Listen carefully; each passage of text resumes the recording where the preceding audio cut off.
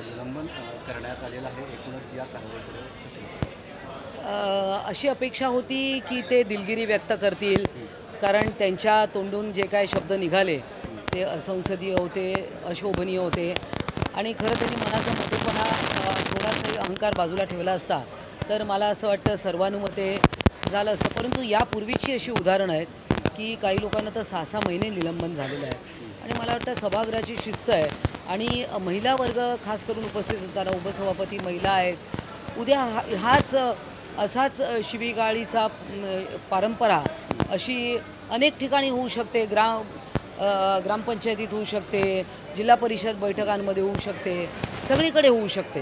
म्हणजे तुम्ही रस्त्यावरची भाषा जर का सभागृहात वापरली तर हा एक पायंडा पडेल हो. आणि कुठेतरी ह्याला आळा घालणं आवश्यक होतं आणि सर्वानुमते हा ठराव झालेला आहे. आता पत्रकार परिषद प्रसारमाध्यमांशी उद्धव ठाकरे बोलले. त्यांनी असं म्हटलं, ही जी कारवाई आहे ती राजकीय सुडापोटातून नाही, घेतलेली त्यांना आहे. पटतं का? आई बहिणीवरून शिव्या दिलेल्या हं, उद्धवजी ठाकरे हे अतिशय सुसंस्कृत नेता आहेत. हं, ते स्वतः देखील त्यांचे शब्द अत्यंत विचार करून बोलतात.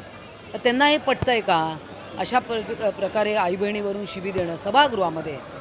तर मागे तर काही मला आठवतं काही सदस्यांनी ना आवारात शिवीगाळ केल्यामुळे पण निलंबन झालं 6-6 महिने.